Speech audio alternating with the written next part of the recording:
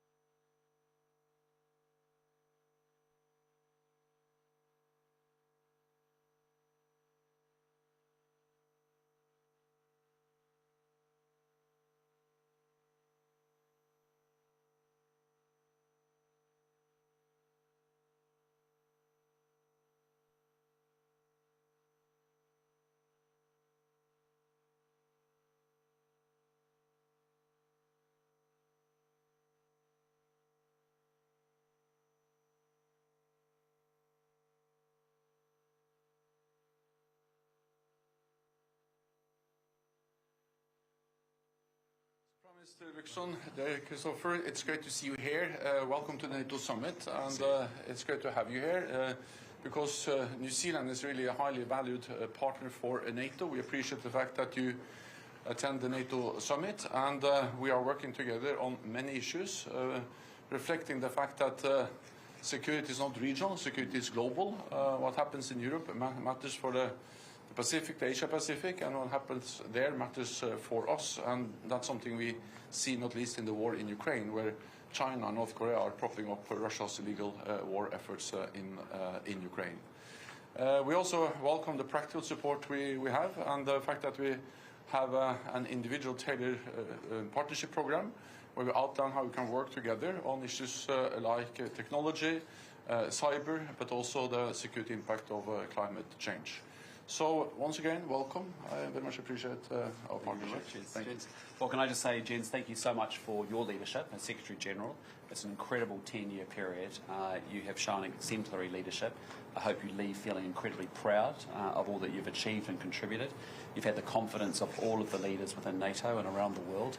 You've kept them united, you've kept them together, you've extended your time in order to be able to navigate what's been one of the most challenging periods in Europe, and you've done an exceptionally good job. So I hope you leave feeling very, very proud of the legacy that you've created and the way that you've strengthened this organisation, which is without doubt the most successful alliance we've seen on Earth. And so I want to say congratulations, well done. I've enjoyed getting to know you over recent times, and I wish you all the very best from all of us in New Zealand for your future as well. So thank you so much for your support. Thanks so much. Thank you. Well done. Okay, then I think we... The ITTP. Updated documents, yep. You can open also. Okay, like this. Okay. There we go.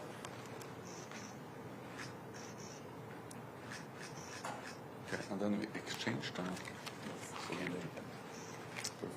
Thank you so much. Good job. Okay? All right, thank you, everyone. You do to the Perfect.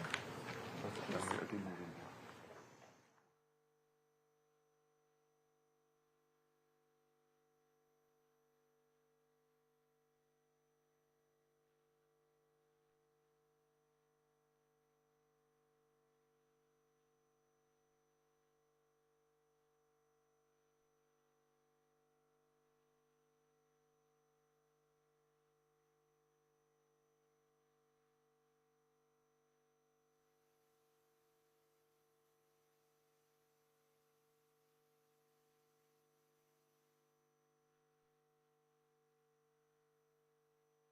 Cooperation with you, and I really mean it when I say that.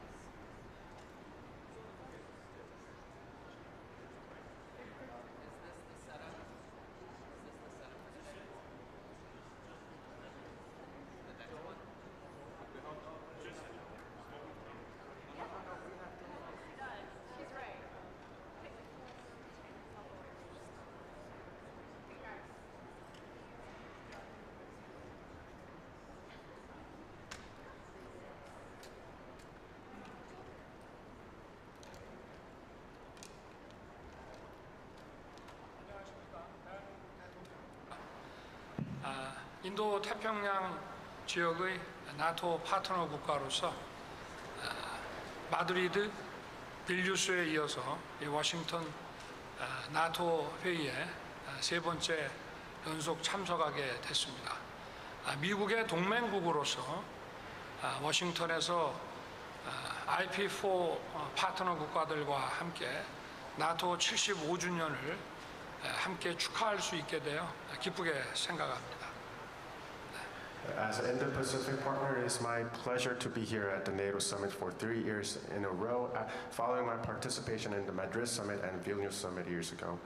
It is even more meaningful that with other NATO's Indo-Pacific partners that I can celebrate the 75th anniversary of NATO in the United States, who is a treaty ally of the Republic of Korea. 최근에 러시아와 북한의 군사 경제적 밀착과 관련해서 유럽의 안보와 동북아의 안보, 인도 태평양의 안보가 분리될 수 없다는 점이 여실히 드러난 상황입니다. 이번 정상회의를 계기로 나토 회원국과의 협력관계 그리고 인태 지역의 IP4 국가들과의 협력 방안을 논의하게 될 것입니다. As we've witnessed through the closer military and economic ties between Moscow and Pyongyang, all these challenges are a staunch reminder of the fact that the European security and the Indo-Pacific security are indivisible. So on the occasion of today's summit, we will further deepen and strengthen our partnership, not only with the NATO member states, but also with Indo-Pacific partners. 자, 수고하십시오. Thank you very much.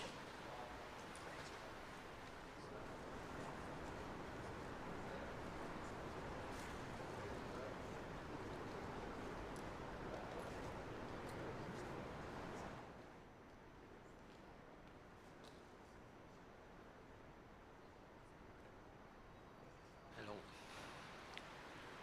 75 years. During 75 years, NATO has been ensuring peace and protecting the free world. Today, we have a big threat, a big challenge in Ukraine. And in order for Ukraine to prevail against the aggression of Russia, we have to continue supporting Ukraine. We at the European Union, we have been that. We have been provided almost 40 billion in military support, training 60,000 soldiers from Ukraine, increasing our military capacity, increasing the production capacity of our defense industry. For the ones who says that supporting Ukraine will prolong the war, for the ones who says that peace has to come quickly, even if it means that Ukraine has to surrender, we oppose the idea. We have to make Ukraine to prevail against Russia's aggression. We have to continue supporting Ukraine in order to save the sovereignty, independence of this country and ensure the security of the free world. Also, we will discuss with the Indo-Pacific partners. We have to look at a continuum, a strategic continuum between Ukraine and the Indo-Pacific, because China is supporting Russia in the name of this unlimited friendship. Korea is one of the most important suppliers of war material to Russia, and attempts against international law, and in particular maritime law in the Indo-Pacific, puts a threat to the stability of the whole region. So we will discuss with our partners in the Pacific area in order how NATO and European countries can engage on ensuring the stability in the region. And also at the G7 ministerial meeting, we will discuss about the situation in Middle East, in Gaza and in the West Bank. It's awful, it's worse than ever. 9 months after the terrorist attack by Hamas, the humanitarian situation in the ground is much worse, unbearable. In the West Bank, the Israeli government is seizing land. I'm sure the G7 ministerial meeting will condemn the seizing of land, which is against international law, by the Netanyahu government. They have declared Israeli land the biggest portion of the West Bank since the Oslo agreements. They have been withholding the revenues of the Palestinian Authority. I think The voice of the human kind has to prevail. To release hostages, to cease fire, to provide humanitarian support to the people in need in Gaza, and to look for a political solution based on the two-state solution. Thank you. Right before this summit and has been a critic of Western military aid to Ukraine. How concerned are you about this divide, and are there steps that the EU can take? Well, I think I already said, for the ones who complain that supporting Ukraine will only prolong the war, I tell them, if we stop supporting Ukraine, the war certainly will finish, and finish soon. But how? With Ukrainian surrender, with a puppet government in Kiev, with Ukrainian people being crushed by an aggressor. Is that the way we want the war to end? No. If we don't want the war to end like this, if we don't want Ukraine have to surrender because they don't have the capacity to continue fighting, we have to continue supporting Ukraine. This is the position of the European Union. The whole European Union is supporting this position. And for the European Union, there is no plan that the Zelensky plan. It is the only peace plan in town for us, for the Europeans.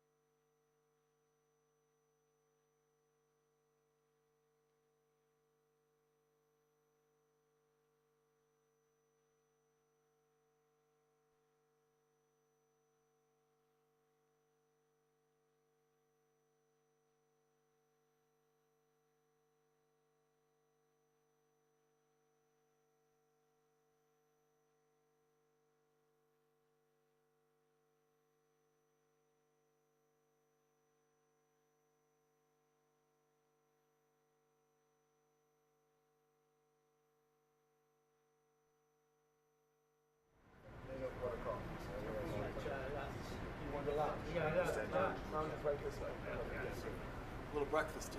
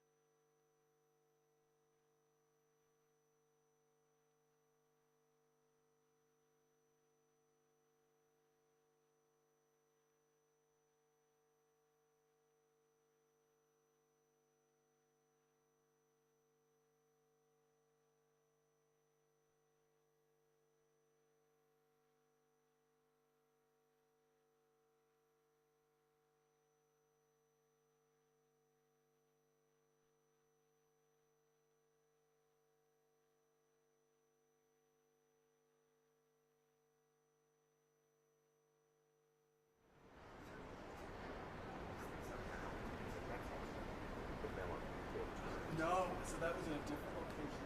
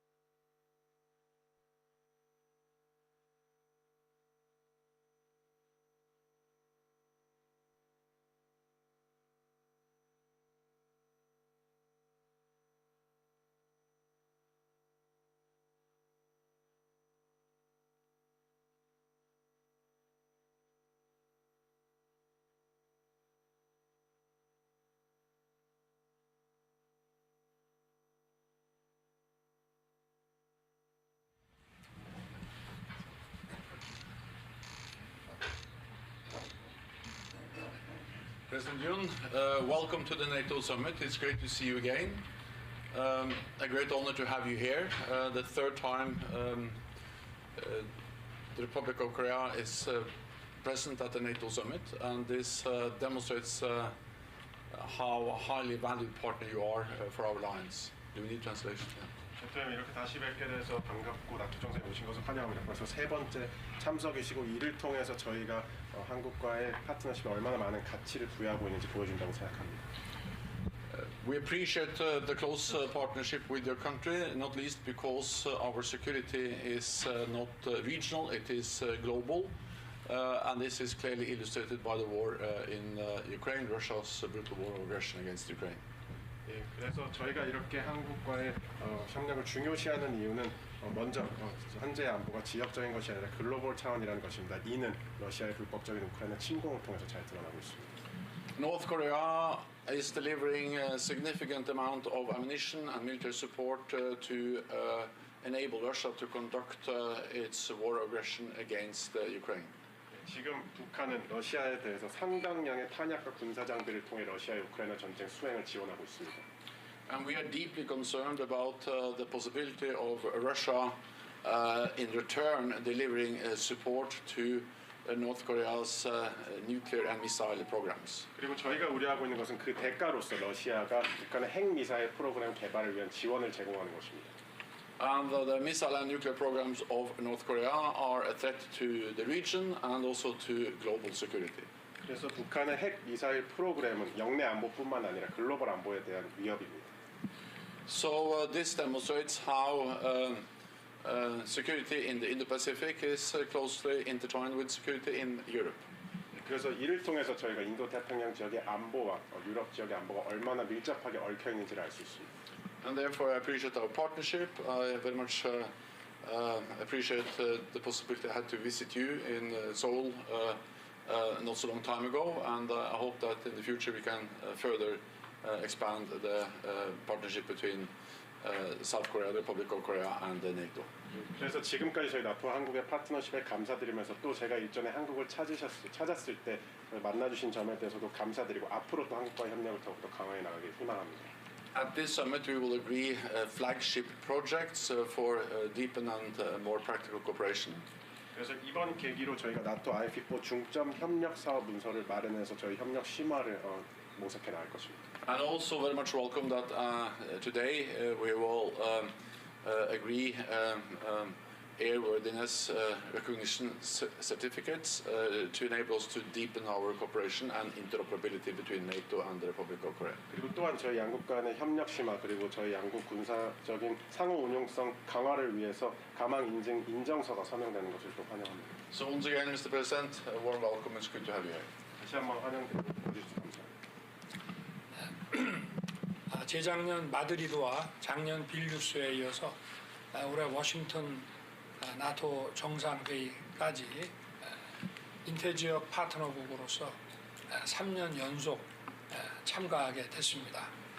우리 스톨텐베르그 사무총장님의 탁월한 리더십으로 지난 3년 동안 한국과 IP4 국가들의 나토와의 연대가 더욱 공고하게 구축되었다고 하겠습니다. 우리는 작년에 IP4 개별 국가들 3개 국가가 나토와 개별 맞춤형 협정을 맺었습니다. 그리고 올해는 뉴질랜드가 ITPP를 체결하게 돼 있고 또 우리 IP4 4개국은 그야말로 중점 협력 사업을 고안해서 우크라이나 지원과 또 하이브리드 위협과 공세에 대한 대응 이런 부분들에 대해서 나토와 긴밀하게 협력할 것입니다. 그리고 무엇보다 이 사이버 위협에 대해서 대한민국은 나토와 공고하게 협력할 것이고 올해도 나토 관계자들을 초청해서 사이버 훈련을 할 예정입니다. 그리고 총장님께서 말씀하셨지만 상호 군사적인 호환성을 갖추기 위해서 이번에 나토로부터 우리 항공기의 가망 능력을 인증받게 된 것을 기쁘게 생각합니다. 하여튼 지난 10년간 우리 스톨텐베르그 총장님의 헌신과 리더십에 대해서 다시 한번 감사드리고 경의를 표하는 바입니다. Thank you, Mr. Secretary General. I'm delighted to be here at the NATO Summit for 3 consecutive years following my participation in Madrid and Vilnius Summit. Under your outstanding leadership over the 3 years, we have witnessed a significant progress in forging a stronger solidarity between Korea and NATO. And also, over the past years, the 3 Indo-Pacific partners, Korea, Japan, and Australia, have already signed our individually tailored partnership program. And I'm happy that this year New Zealand is also concluding the same type of document. As you've mentioned, now we are also preparing a flagship project which will deepen our cooperation in supporting Ukraine and in dealing with other hybrid threats. Among other areas of cooperation, I would like to highlight our strong partnership in the cyber security area, and also this year we are going to invite NATO officials to the Allied Power exercise which will take place in the Republic of Korea later this year. And as part of enhancing our interoperability, I also welcome the fact that on the occasion of this summit, we've signed the NATO Recognition Certificate of the Military Airworthiness Authority. And lastly, once again, I would like to appreciate and pay my respect to your outstanding leadership and dedication to all the work that you have done in the NATO over the past decade. Thank you very much.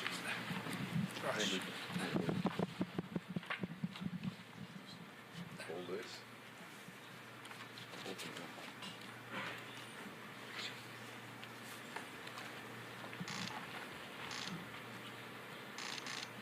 You can close and exchange.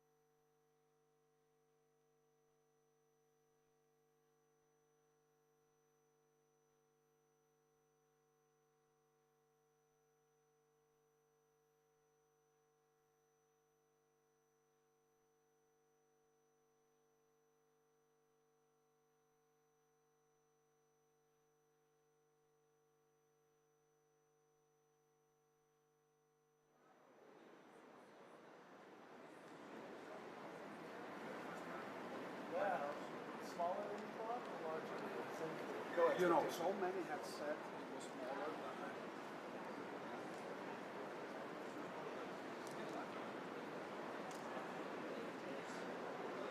They live right upstairs.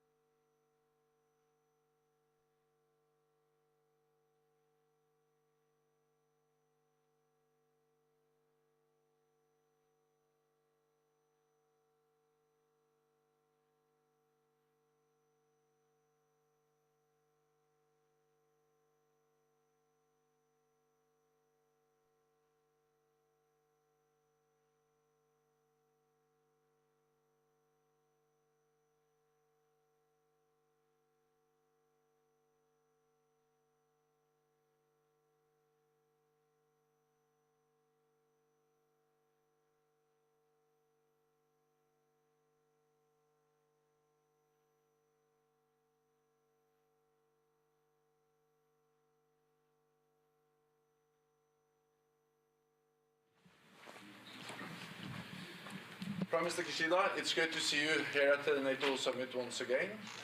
Welcome so much. Do you want to translate?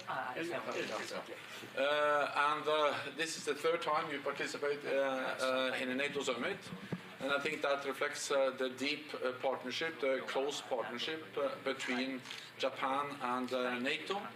I also very much appreciate the visit I paid to Tokyo to you last year.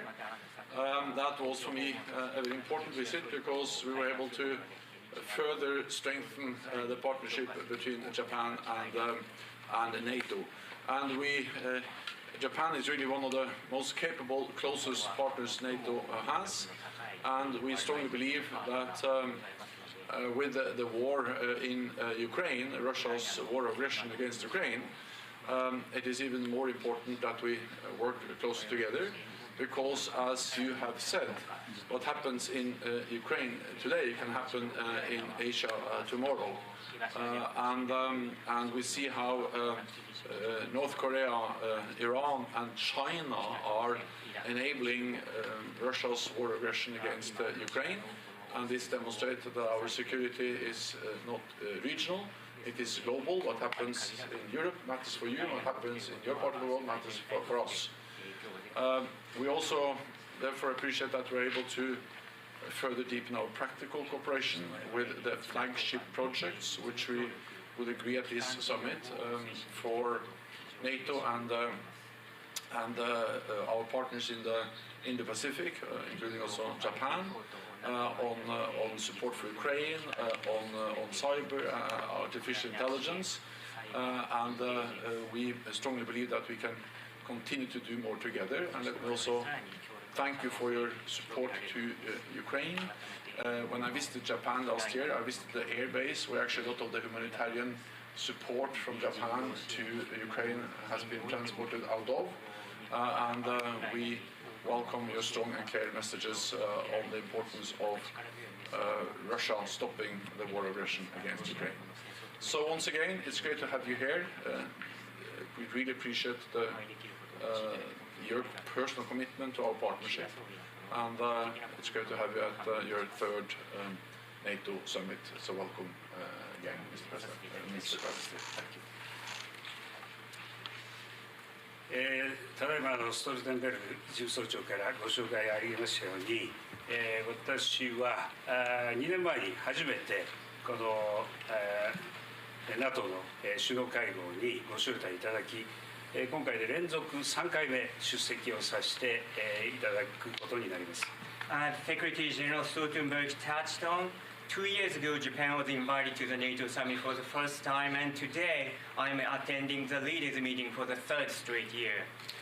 そして今や欧州大西洋とインド太平洋の安全保障環境は不可分にあります。ぜひストルテンベルグ事務総長との間で日 NATO の協力の推進について議論を行いたいと思っておりますし、ITPP に基づいて情報共有体制を強化し、宇宙ですとかサイバーですとか、あるいは共同訓練などさまざまな分野において協力を推進していきたいと思っています。The security of the Euro-Atlantic and the Indo-Pacific is inseparable. Together with the Secretary General, I intend to discuss ways to promote cooperation between Japan and NATO. And then I hope that we can confirm to further step up joint initiative on the basis of ITPP, which covers the information sharing system, as well as space, cyber, and joint training. そしてこの後のパートナーセッションにおいても、NATO とIP4 との長きにわたる協力を推進していく、こうした議論を行っていきたいと思っています。There will be the joint session with partner countries later, where I'll be engaging in discussions with a view to promoting foundation for long-lasting collaboration between NATO and IP4. そして日本は先日非大西洋の国としては初めてウクライナとの間において支援や協力に関する2国間文書に署名をいたしました。日本は NATO とともにウクライナ支援をこれまでもこれからも継続をしてまいります。Japan is indeed the first North Atlantic country to have signed a bilateral document on support for and cooperation with Ukraine last month. Japan has been and Japan will work in concert with NATO and carry on our steadfast efforts in providing assistance for Ukraine. そして最後にストルテンベルグ事務総長におかれましては、10年間の長きにわたり、NATO を強力なリーダーシップで、導き、そして NATO と、インド太平洋諸国との関係強化にご尽力をいただきましたこと、心から敬意とそして感謝を申し上げたいと思います。On a final note, Mr. Secretary General, allow me to take this opportunity to pay tribute and to appreciate you for your robust personal leadership representing NATO over the past decade and your dedicated efforts in advancing the relations between NATO and the Indo-Pacific. Thank you, sir. Thank you.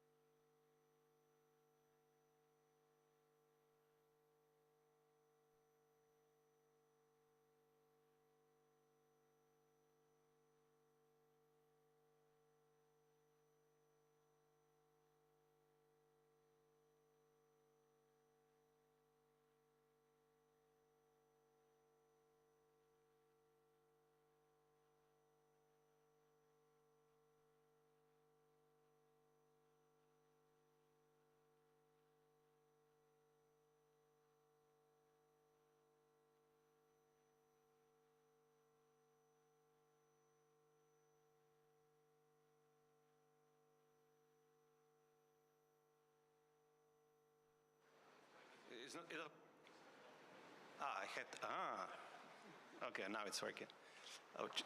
En lep pozdrav vsem. Včeraj smo imeli zelo plodne pogovore tekom zasedanja. Sprejeta je bila deklaracija, ko marsičem daje boljši obet za naprej. Na eni strani smo zelo jasno se ponovno zavezali k poti Ukrajine v NATO, predvsem pa tudi k stabilnemu in predvidljivemu financiranju pomoči, ki jo bo Ukrajina pridobila od NATO, pa tudi od vseh ostalih zaveznic.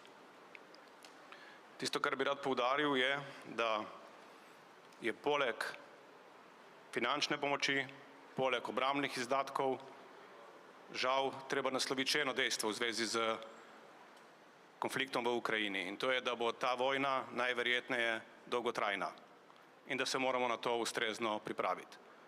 In v vseh dolgotrajnih konfliktih ne smemo prezreti enega aspekta, ki je bil mogoče do danes premalo izpostavljen, in to je politični oziroma diplomatsko delovanje. Verjamem, da bo na področju diplomacije potrebno narediti več, če bomo želeli, da se ta konflikt dejansko pripelje do mirne rešitve. To smo posebej izpostavili in rad bi posebej dodatno izpostavil, da če želimo priti do mirne rešitve spora v Ukrajini, je potrebno za to zagotoviti tudi ne samo dialog z globalnim jugom in ostalimi svetovnimi državami, ampak predvsem razumevanje ostalih svetovnih držav do naših stališč. Pri tem nam ne nujno gre najbolj na roko tudi to, da Zahod nima povsem jasno izdelanih stališč do konflikta na Bližnjem vzhodu. Na Bližnjem vzhodu se dogaja človeška katastrofa, ki ni v resnici nič manjša od katastrofe v Ukrajini. In verjamem, da dvojni standardi, ki jih včasih nam očitajo ostale države, predvsem arabske, ne delajo v korist tudi iskanja rešitve za Ukrajino. Zato si bomo prizadevali še naprej, da se uporabljajo enaki standardi za kršitve mednarodnega prava, tako v Palestini, kot tudi v Ukrajini. Verjamem, da je to edina pot, po kateri bomo lahko prišli do rešitve, ki jo bo sprejemal cel svet in ki bo na koncu tudi Rusijo prisilil, da bo svojo agresijo na Ukrajino prenehala. Posebej smo bili veseli v Sloveniji, ko je predsednik Biden izpostavil potrebo po ponovnem angažiranju NATO na Zahodnem Balkanu. Na Zahodnem Balkanu, kjer je ravno NATO prispeval k temu, da se je pred več kot 20 leti morija zaustavila in kjer je ravno NATO tisti, ki je na nek način garant miru. Želel bi si, da bi ta garant miru NATO postal še drugje, tudi na ostalih žariščih po svetu. Verjamem, da bo tudi predsednikov angažma pripomogel k temu, da se bo Zahodni Balkan kot eno od potencialnih žarišč, na nek način latentnih žarišč, v bodoče lažje reševal oziroma preprečeval bodoče spore. Slovenija je jasno obljubila svojo pomoč, tako nadaljevanje pomoči Ukrajini, kot tudi povečanje svojega angažmaja na Zahodnem Balkanu, tudi s tem, da bo podvojila svoj kontingent, svojo misijo na Kosovu. Danes se bojo naše razprave nadaljevale, predvsem s pogledom na Indo-Pacifik in pa tudi na Ukrajino. Verjamem, da bo NATO ponovno dokazal, da je s tem, ko smo enotni, da smo lahko najbolj prepričljivi in da s tem smo v resnici tisti, ki svetu zagotavljamo mir. Na obisk madžarskega predsednika v Moskvi, ker do zdaj še niste nič povedali o tem, ker je bilo dosti veliko kritik in omenili ste tudi možnost skrajšanja predsedovanja Svetu Evropske unije. Hvala. Moram reči, da razumevanja za te enostranske akcije med kolegi nisem zaznal, tudi sam nimam kaj posebej velikega razumevanja, še manj takrat, ko se nekdo predstavlja, da govori v imenu Evropske unije ali pa dopušča možnost, da drugi tako interpretirajo. Zame ni razlike. Verjamem, da bo o tem še dosti debate. Nenazadnje se že napoveduje določeni bojkoti ministrskih srečanj.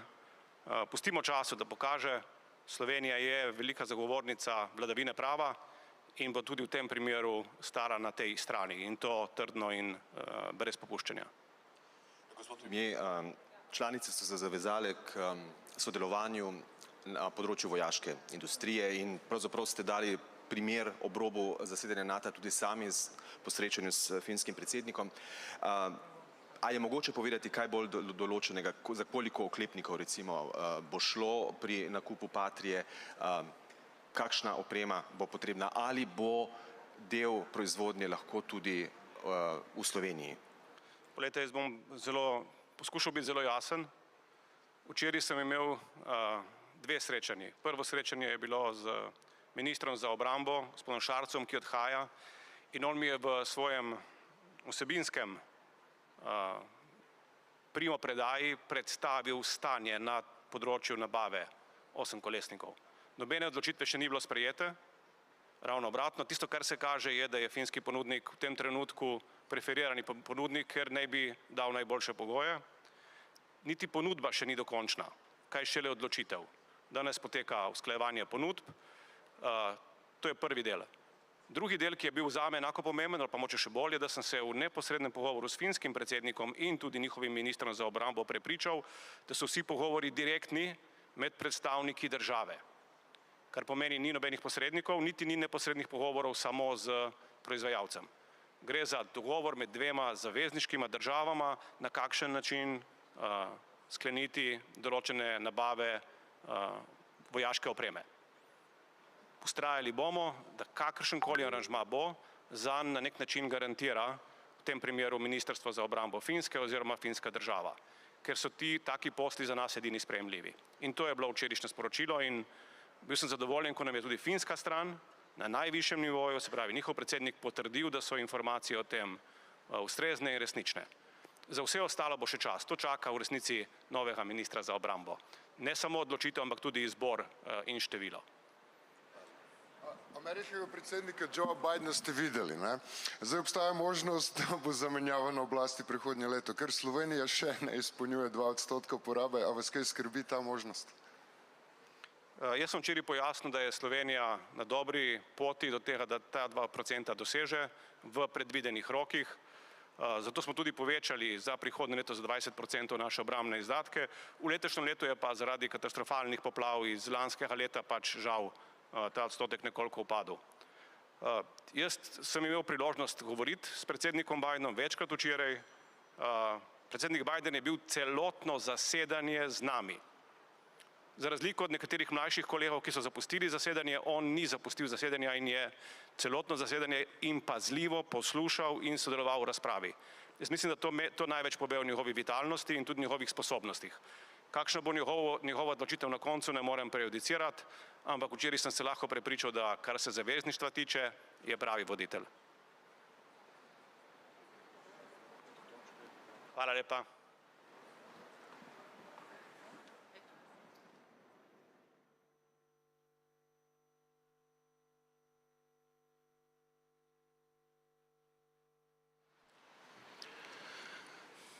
Добър ден. Декларацията, че пътят на Украйна към НАТО е необратим. Обсъждахте ли все пак конкретни срокове за приемането и в Алианса? Не, той те първа предстои обсъждането днес, но необратим е, да, всички бяхме на едно мнение, че необратим, всъщност това е и българската позиция и там нямаме промяна, така че да. Господин премиер, през вчерашния ден страната ни Гърция и Румъния са подписали намерение за създаване на хармонизиран коридор за военна мобилност. Може ли да коментирате тази тема и какво представлява? И това представлява по-бързото придвижване по тези коридори. Те са всъщност два по-скоро. По линия на Европейския съюз са точно Гърция, България и Румъния. Турция също има желание да се включи, но там е малко по-различно, защото механизма е по-друг. Тук се използват и европейски средства за въпросните коридори, вертикални коридори юг-север. С Турция, знаете, тъй като не е член на Европейския съюз, е малко по-различно финансирането. Освен това, вчера се подписа и споразумение с Румъния за специалните сили. Както знаете, това също може да го отчетем. Така че работим в тези посоки, които също не е изненада това. Само да уточните какво представляват тези коридори. И за споразумението с Румъния, ако обичате. Те са, значи аз много не мога да уточнявам точно какво представляват, тъй като това са военни коридори за по-бързо придвижване в рамките на НАТО, но са Гърция, България, Румъния, точно юг-север направлението. Едното е в по-източната, единия коридор е в по-източната част на България, другия в западната. И те са всъщност, това е намерение още. То не е факт, не е подписано споразумение, това е просто меморандум намерение. Докато за специализираните сили с Румъния, това си е вече подписано споразумение. Господин премиер, моля ви да коментирате и вътрешно-политическите проблеми в България. От днес втората политическа сила вече не е ДПС, а е парламентарната група на Продължаваме промяната Демократична България. Как очаквате да се развие обстановката в България през следващите седмици? Очаквате ли да има редовен кабинет след това, което става? Не, тя втората политическа сила все още си е ДПС. Въпросът е, че парламентарната група на ДПС вече не е втора по големина, а съгласно процедурата би трябвало президента Радев да връчи мандата в следващия мандат на втората по големина парламентарна група. Впрочем, аз не знам защо се бавим. Сигурно президента Радев има някакви съображения по темата, тъй като знаете наистина, че не е записан конкретен срок в Конституцията за връчване на мандата, но все пак, когато не е записан конкретен срок, се смята, че 7-дневният срок е нормалния за такива процедури, но няма формално нарушение наистина на конституционната процедура. Просто така е прието до сега, да се знае, че няма. Винаги знаете, че като се попита, като няма срок, какъв е срока, се подразбира, че това е 7-дневния срок. Как оценявате шансовете обаче за редовно правителство при тази ситуация и как ще се отразят процесите в ДПС и цяло на политическия живот у нас? Значи аз как ще се отразят процесите в ДПС не знам.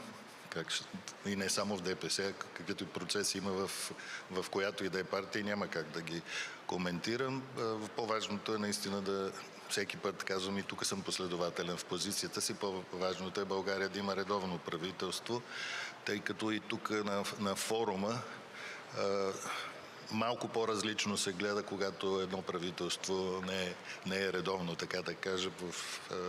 И по реда на изказванията се забелязва, че има разлика в отношението към редовно и към служебно правителство. Благодаря.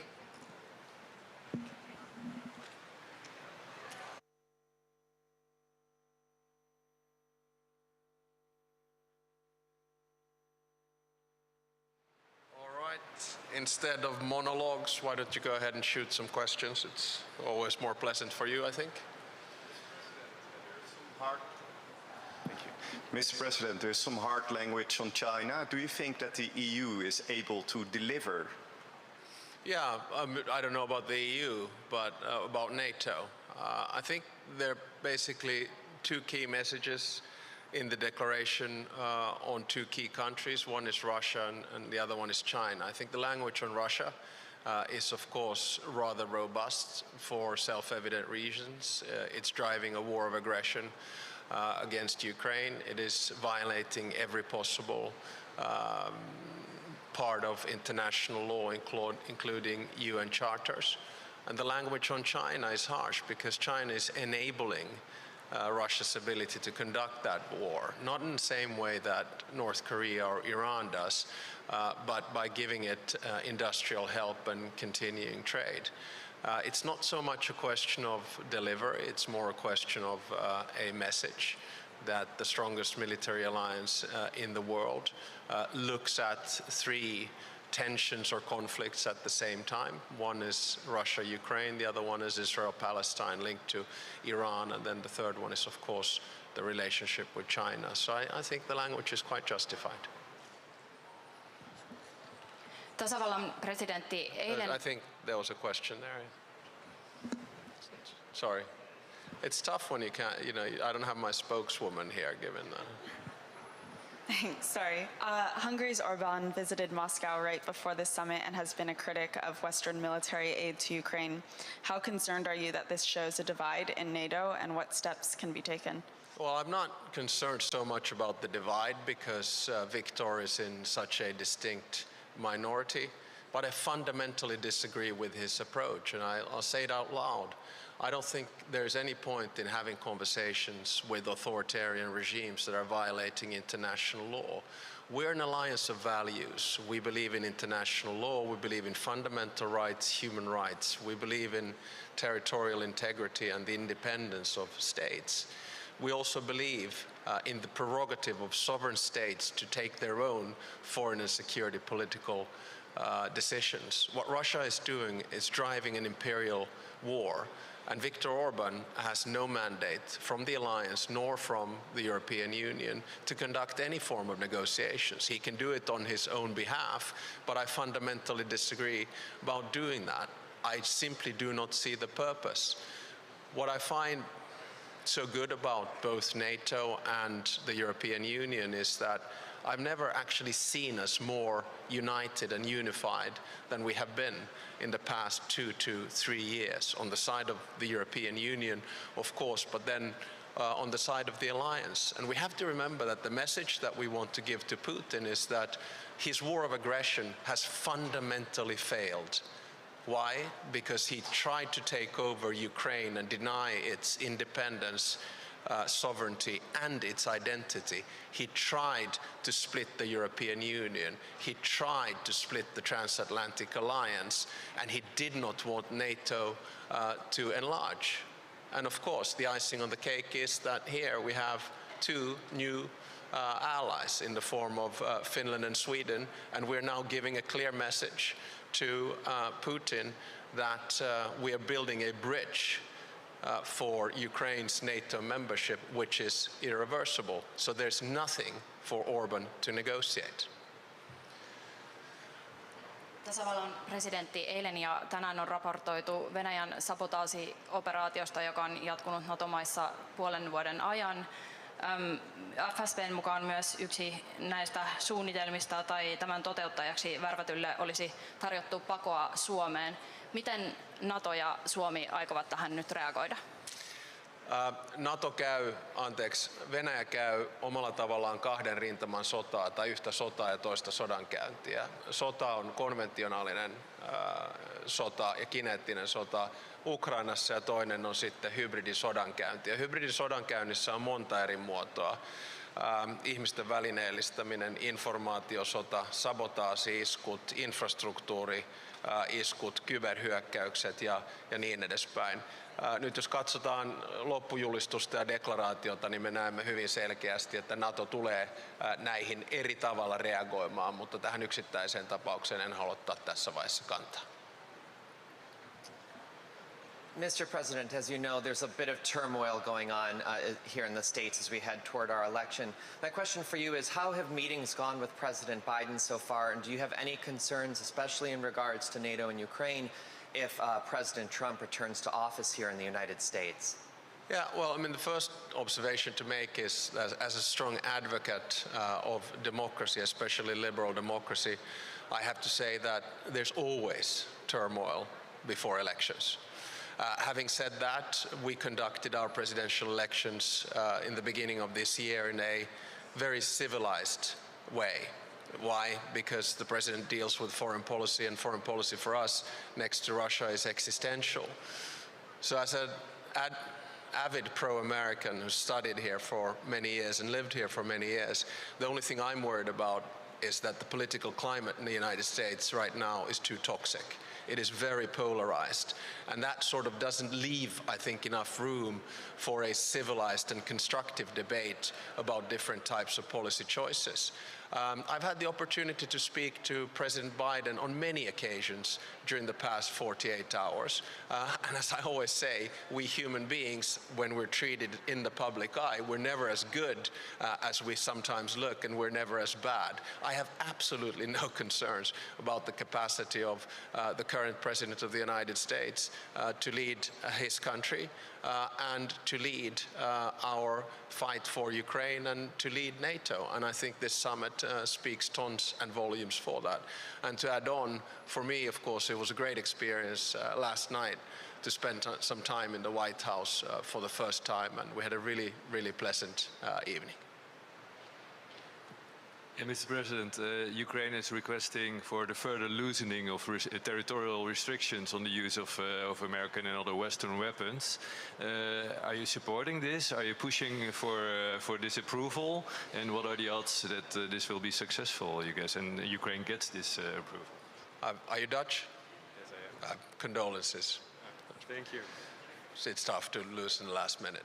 Anyway, I think my sort of straight take on this, that I have absolutely no moral high ground to take about which weapons and to which extent the Ukrainians are going to use them. Remember, this is a traditional kinetic warfare where the aggressor is Russia. So for us to try to take some kind of a moral high ground and say that they cannot use weapons X, Y, and Z is simply wrong. Look at what Russia is doing.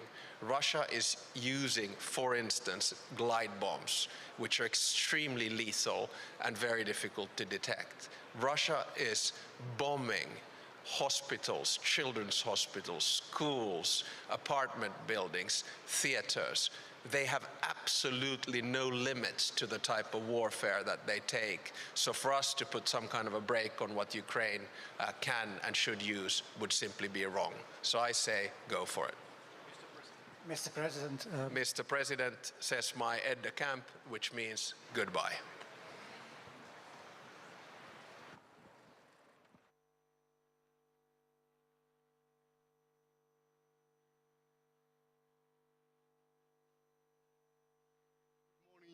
Everyone, this summit is important because it will send a powerful message of unity. It shows that we are determined to support our common democratic values and principles. It shows that we are determined to support Ukraine, and we consider that our support for Ukraine is irreversible.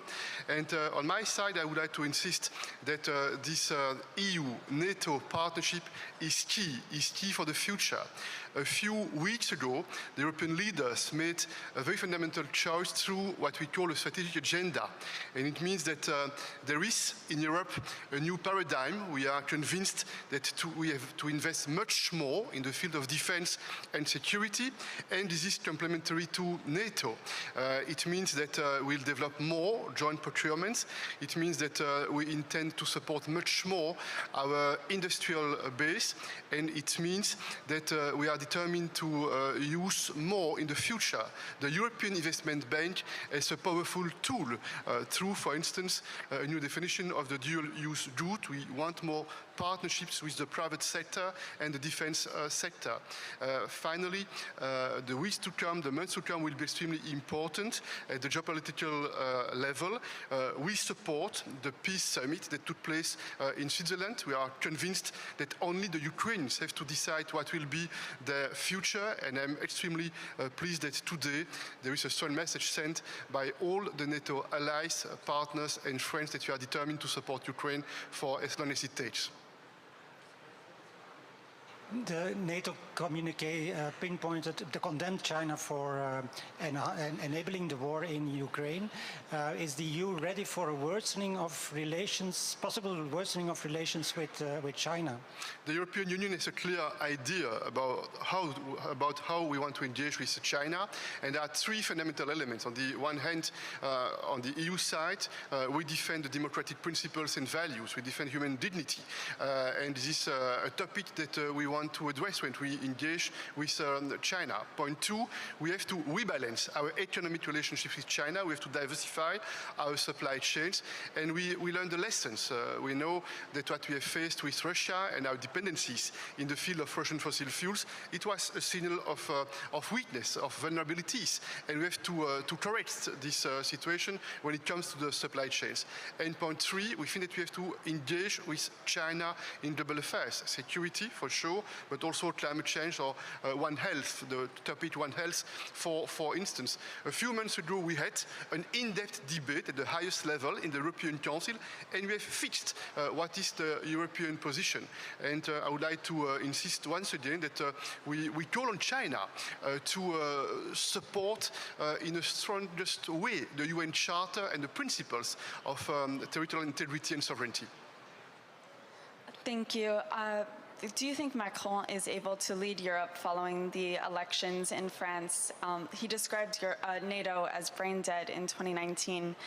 Following the elections, what will his role be at NATO? How will this change? No, I don't intend to comment the elections that took place in France. Emmanuel Macron is a member of the European Council, and you know that he's very active to promote strong ideas for a more influential Europe across the world. And I'm confident that in the weeks to come, in the months to come, the European Council, including all the leaders who represent their countries around the table, they will determine to make the best possible choices for the future of the EU. President, a question from Swedish public broadcaster SVT. There are reports now that certain European EU members are boycotting or not sending ministers to meetings that are being chaired by Hungary. I would like to know your reaction to that. First point, the rotating presidency doesn't represent the EU at the external level. This is a clear position, and this visit paid by the Prime Minister of Hungary was not a visit on behalf of the EU. This is my first point. And you know that there was a severe warning expressed by the other member states, and we count on any rotating presidency to play a role as an honest broker to defend the European unity, to help us to build strong compromise. This is the main purpose. But having said that, I think that this episode has shown a strong EU determination to support Ukraine, a strong determination to maintain all the efforts to pressure Russia, and this NATO summit is an additional signal that we will continue to follow this path. Thank you. Merci beaucoup.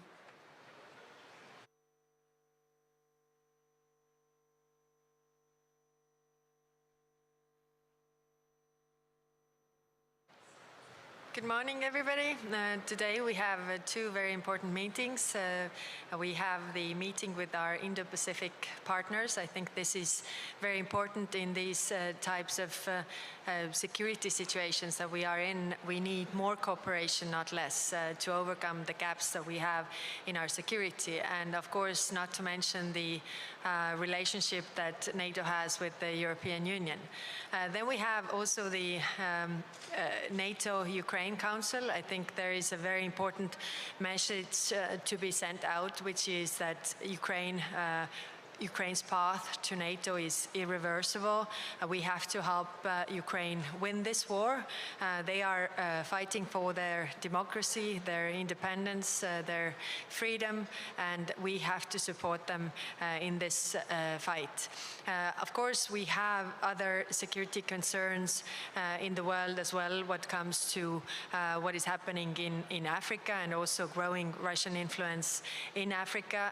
But this is all that we are also going to discuss with our Indo-Pacific partners. And not to forget also the relationship with China, the understanding that China is decisive enabler for the Russian war, and to send out a clear message that for China the cooperation or relationship with NATO, with NATO countries, with European countries, with the Indo-Pacific countries could be very much damaged if China continues to support Russia in this war. So looking forward to these meetings. Thank you.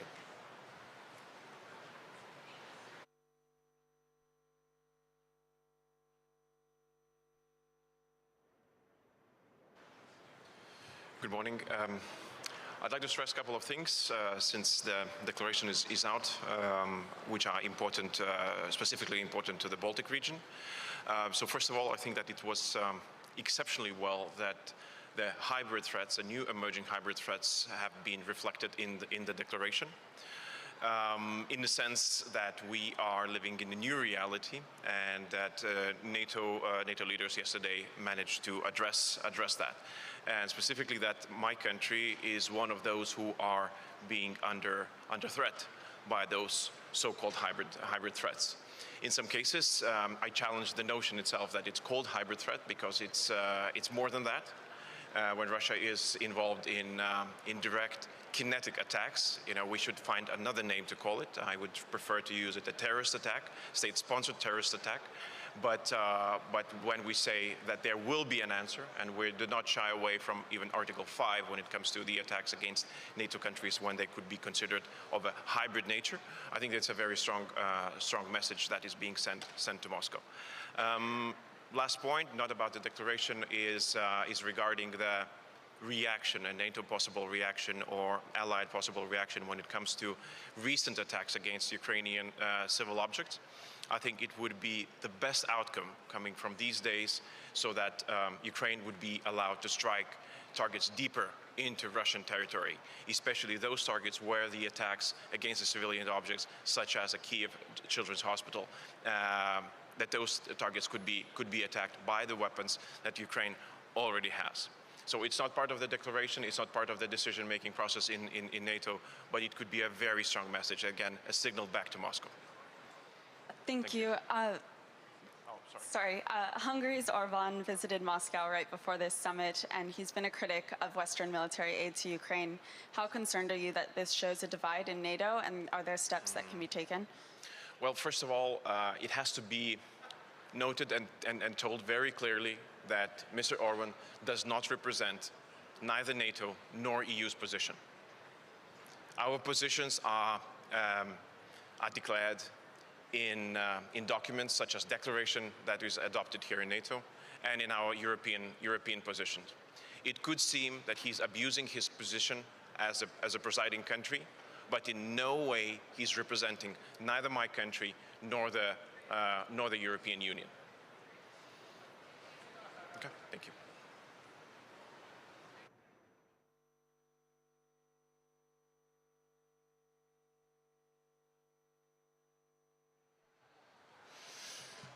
Good morning. Good to have this NATO-Ukraine Council now for a second time with President Zelensky. I think it shows our continued support for Ukraine.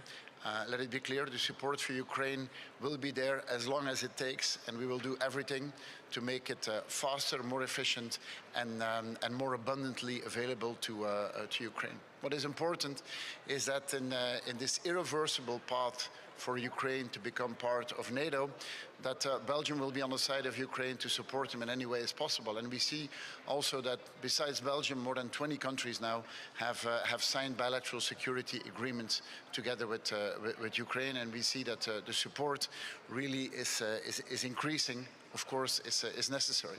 We'll be looking forward to have a good interaction with President Zelensky here, and confirm that the support of all 32 NATO members to his endeavor is really there.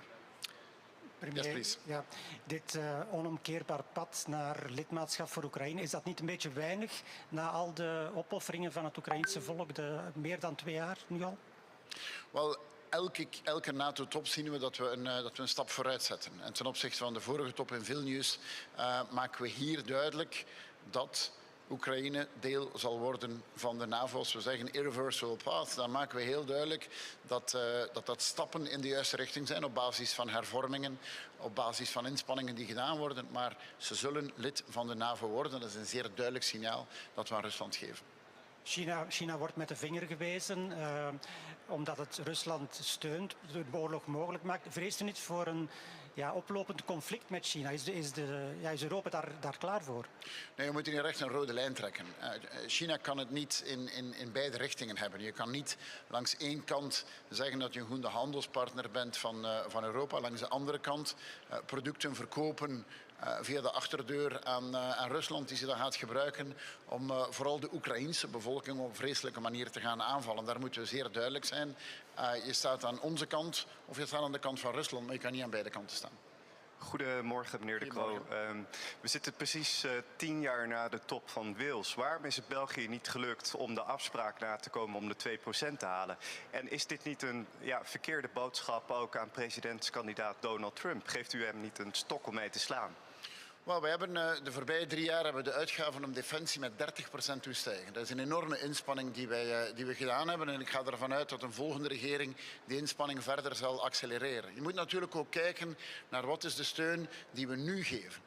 Ons land heeft beslist om 30 F-16's te schenken aan de Oekraïnse luchtmacht. We zullen daarmee de grootste donor zijn op het gebied van F-16's aan Oekraïne. En als vandaag eerste F-16's geleverd worden, dan is dat omdat wij deel uitmaken, samen met Nederland trouwens, van die F-16-coalitie die het mogelijk maakt om die air defense middelen te kunnen krijgen. Dus meer uitgeven, ja. En die acceleratie die is de voorbije jaren enorm geweest. Maar laten we ook kijken naar wat er op de korte termijn geleverd wordt. En daar heeft België een enorme inspanning gedaan. Bijvoorbeeld ook op basis van het bevriezen van de Russische tegoeden die nu gebruikt worden om wapens te kunnen mee aankopen. Other questions? Maar meneer De Croo, u heeft toch ook gehoord wat Donald Trump eerder dit jaar heeft gezegd over landen die de 2% niet halen? Geeft u hiermee toch niet een stok om mee te slaan? Nee, absoluut. We hebben van niemand lessen te krijgen op dat gebied. België is een partner die van bij de start wapens geleverd heeft aan Oekraïne. We waren een van de weinige landen die dat van bij de start gedaan hebben. En telkens malen men vraagt om deel te nemen aan F-16-coalitie of een coalitie om artilleriewapens te kopen. Dan maken wij daar deel van uit. Je moet een verschil maken tussen hoe effectief je op korte termijn bent en de uitgaven naar 2%. Ons engagement is duidelijk. Hè? We hebben zeer duidelijk gemaakt op welke manier we dat willen doen. Okay, meneer De Croo, misschien nog een snelle vraag over u als net afgetreden EU-voorzitter. Hoe kijkt u naar de manier waarop Hongarije dat invult? En riskeert dat land niet dat voorzitterschap te verspelen als het op deze voet doorgaat? Ja, het roterend voorzitterschap is er één wat je doet op basis van vertrouwen. En ik kan alleen vaststellen dat vertrouwen nu echt wel in de kelder zit. Dat als meneer Orbán naar Moskou gaat of naar Beijing gaat, dat het zeer duidelijk moet zijn dat hij niet spreekt in onze naam. En dat een voorzitterschap is er één waar je het vertrouwen elke dag moet verdienen. En vandaag is dat vertrouwen gewoon helemaal verdwenen. All right, I'm not going to do any questions in Dutch because that's maybe not interesting for everyone. Last question, yes, please go ahead. On English, on the F-16s, a very complex aircraft and requires munitions to be effective. Have you thought through how and what munitions will be provided and how these aircraft will be maintained aside from the aircraft themselves being provided? Well, of course, the delivery of the F-16s is only part of the story. And there's a gigantic amount of upfront work that has happened in doing the training of maintenance and in the training of pilots and making sure that the infrastructure on site is ready to accommodate the F-16s. There is a great coalition that has happened between Norway, Denmark, the Netherlands and Belgium. And also in ammunition, commitments have been made by multiple countries, also by Belgium, to provide the ammunition that is necessary to equip the F-16s. This is a major step forward. It provides part of the air defense capabilities that Ukraine is looking for. And we are confident that in the next weeks and next months that capacity will be installed in Ukraine and that it will be extended. As I just said, Belgium will provide in total 30 F-16s and will be the largest provider of fighter jets to Ukraine. Thank you. Goodbye.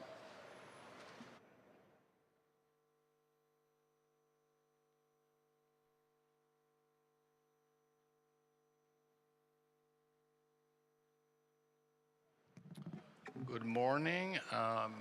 We're very happy with yesterday's discussions and conclusions, and looking forward today to, among other things, have a discussion with President Zelensky. One thing that specifically interests us is the conclusion that Russia is the biggest threat to Euro-Atlantic security for obvious reasons for us who live nearby Russia. In Sweden's case, we have that strong view for a few hundred years, honestly. So we think it's extremely important now that we all make all efforts we can to stop their aggression and warfare against Ukraine. Speaking about that, China is an increasing concern for us, helping Russia with military equipment and doing a lot of things that the sanctions against Russia is aiming to stop.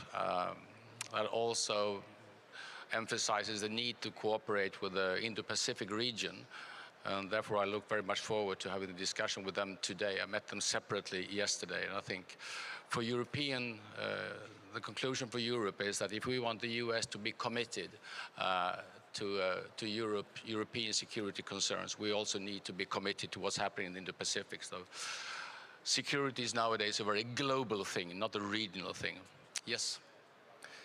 Ulf Kristersson, flera ledare som har gått förbi här har talat i ganska hårda ordalag om Viktor Orbán och hans resor till Moskva, till Peking innan det här mötet. Vad är Sveriges reaktion? Borde Sverige och andra EU-länder agera på något särskilt sätt mot Orbán? Ja, vår reaktion är ju glasklar. Vi har varit extremt tydliga och tyckt att han missbrukar i praktiken EU-ordförandeskapet och kidnappar det för egna syften. Som ordförandeland ska man vara en honest broker, inte ge intryck av att man talar för andra länder. Och jag har varit väldigt tydlig med det. Han talar inte för varken andra stats- och regeringschefer, än mindre för det samlade EU-systemet när han åker till Ryssland. Alla diskussioner om Ukraina sker med Ukraina, så vi har varit mycket kritiska. Och en av många slutsatser vi drar är att Sverige tillsammans med Finland och baltiska länderna och Polen, vi kommer alltså inte delta i de informella ministermötena som hålls här under sommaren. Bara för att markera att vi tänker alltså inte åka på den sortens möten och stillatigande acceptera det som har skett. Okej, tack. Hi, one more question from Aftonbladet. Will the support for Ukraine that you have concluded at this meeting be enough to allow Ukraine to end this war on agreeable terms? Well, honestly, nobody knows, but I think everybody knows that without the strong support from European countries and from the US, Ukraine will be in a much harder situation. I think we are stepping up. A lot of more things happening this summer. Sweden and many other countries are contributing in a very active way to help Ukraine to win this war. So I think we are doing what we should do, and I very strongly understand that President Zelensky is always expecting more and more rapidly, and I fully understand that, but I think we are doing what we should do right now. Okay. Här borta.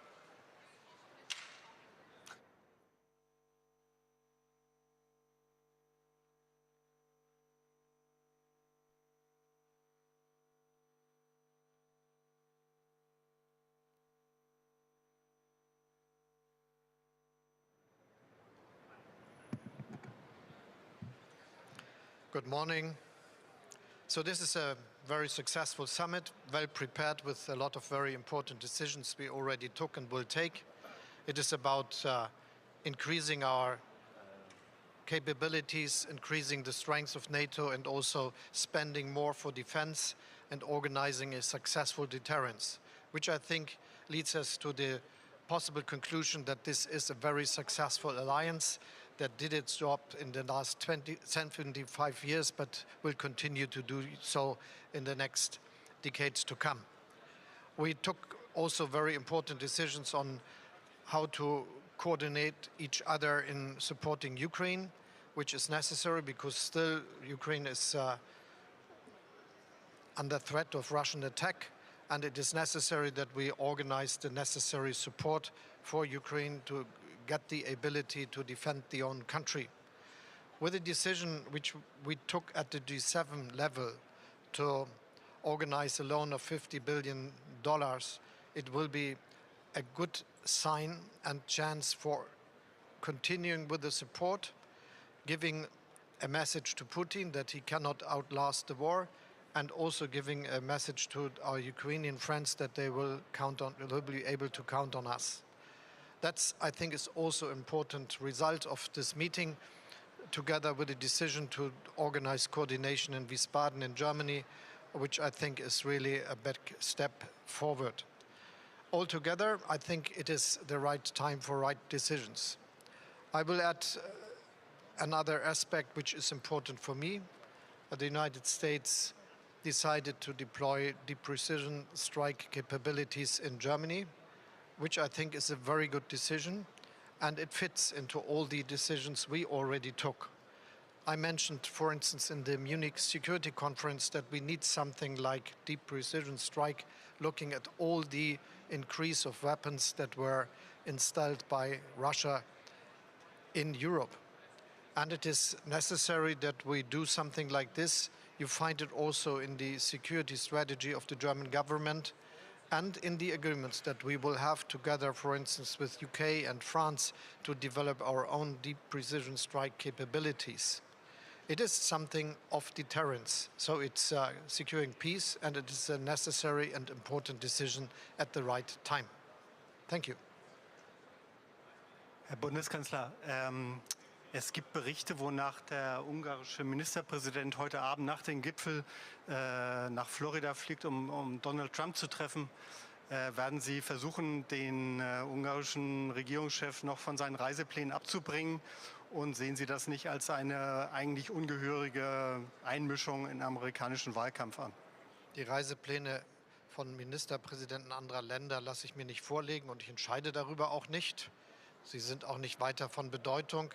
Wichtig ist, dass sich alle darüber klar sind, der ungarische Ministerpräsident agiert als solcher und nicht in den Aufgaben, die Ungarn im Rahmen der Ratspräsidentschaft für ein halbes Jahr hat. Herr Bundeskanzler, Sie haben die Pläne erwähnt, weitreichende US-Waffen in Deutschland zu stationieren. Rechnen Sie da mit größerem Widerstand in Deutschland, auch aus Ihrer eigenen Partei? Und was antworten Sie denjenigen, die befürchten, dass das nun ein neues Wettrüsten mit Russland befördern könnte? Wir wissen, dass es eine unglaubliche Aufrüstung in Russland gegeben hat, mit Waffen, die europäisches Territorium bedrohen. Und deshalb haben wir uns lange mit der Frage auseinandergesetzt, wie können wir Abschreckung sicherstellen, die unser eigenes Bündnisgebiet, aber auch Deutschland sichert, mit konventionellen Möglichkeiten. Es gibt den nuklearen Schutzschirm, aber es geht ja darum, dass wir daneben einen eigenen Schutz haben mit Abschreckung, die möglich ist. Und dazu brauchen wir Deep Precision Strike Möglichkeiten. Das haben wir geschrieben in unsere Sicherheitsstrategie als Bundesregierung. Das habe ich angekündigt öffentlich, dass wir das haben wollen auf der Münchner Sicherheitskonferenz. Darüber haben wir Vereinbarungen mit unseren wichtigsten Verbündeten, zum Beispiel Frankreich und Großbritannien, über die Entwicklung eigener Fähigkeiten im Hinblick auf solche konventionellen Möglichkeiten der Abschreckung. Und deshalb passt die Entscheidung der Vereinigten Staaten genau in diese Strategie, die wir öffentlich diskutiert seit langer Zeit zur Sicherung des Friedens in Europa verfolgen. Rechnen Sie mit Widerstand aus Ihrer eigenen Partei gegen diese Entscheidung? Diese Entscheidung ist lange vorbereitet und für alle, die sich mit Sicherheits- und Friedenspolitik beschäftigen, keine wirkliche Überraschung. Denn tatsächlich passt das ja genau in die Sicherheitsstrategie der Bundesregierung, die öffentlich diskutiert ist und in der das alles genau aufgelistet und erörtert wird. Herr Bundeskanzler, Sie haben von den 50 Milliarden gesprochen der G7. Hier war von 40 Milliarden der NATO die Rede. Kann man die addieren im Kopf oder sind das Mittel, die teilweise auch sich doppeln? Was die NATO hier macht, ist einfach plausibel vorherzusagen, was alles angekündigt ist an Unterstützungsleistungen seitens der verschiedenen Freunde der Ukraine in Europa, in den USA, weltweit. Und das entspricht auch meiner plausiblen Einschätzung. Und wir haben eben unabhängig davon vorbereitet, dass die Finanzierung von weitere Entscheidung möglich bleibt. Und deshalb sind die 50 Milliarden Dollar, über die bei G7 entschieden wurde und wo jetzt die technische Umsetzung eines solchen Kredits erfolgt, das, was für die Zukunft die Ukraine in die Lage versetzt, sich dort, wo sie die entsprechenden Angebote erhält, auch die notwendigen Waffen, manchmal aber auch einfach Infrastruktur zur Sicherung der Energiesicherheit zu beschaffen. Herr Bundeskanzler, Ukraine is requesting for the further loosening of territorial restrictions on the use of Western weapons. Do you support this request, and why or why not?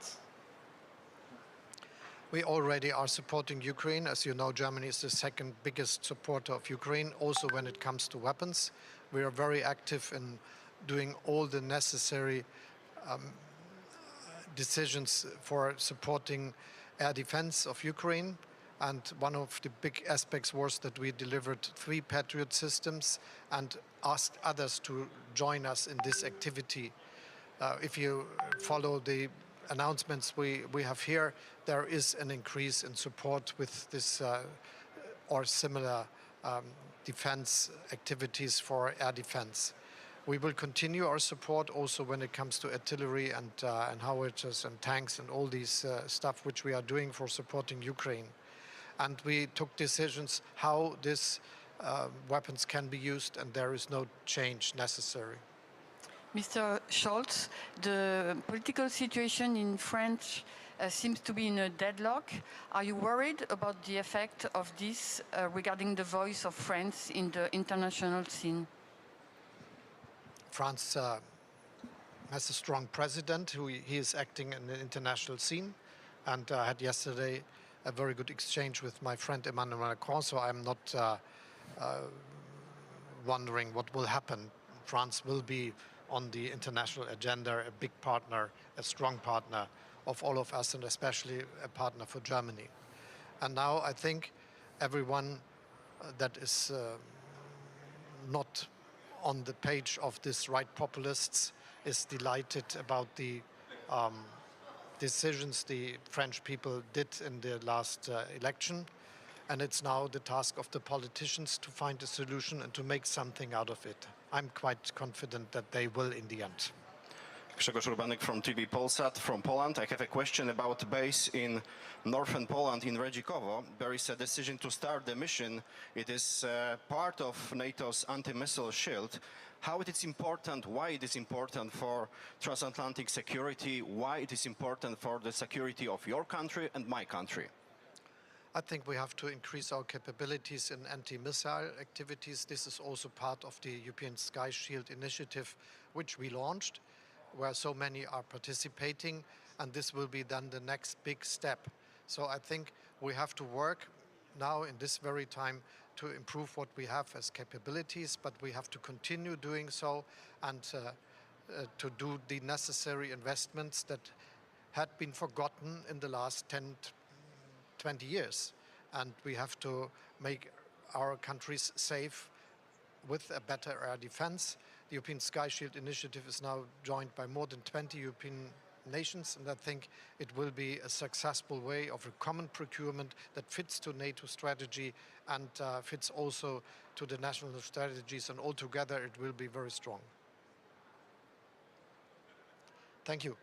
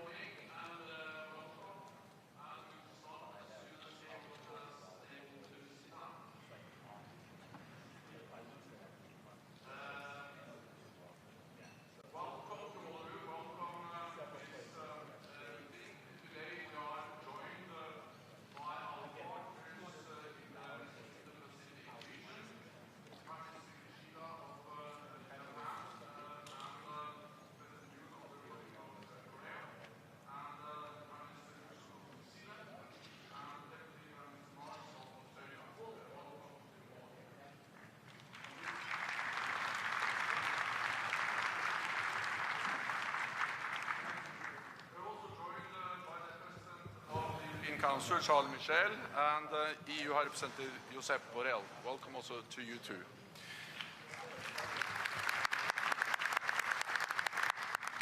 It is great to have you at our summit once again, a demonstration of our strong and deepening cooperation. In this session, we will address our shared security challenges, including Russia's war against Ukraine, China's support for Russia's war economy, and the growing alignment of authoritarian powers. In response, we must work ever more closely together to preserve peace and protect the rules-based international order. This ends the public part of the meeting. I thank the media for joining us at the top of the meeting, and we will continue in just a moment. So, thank you so much.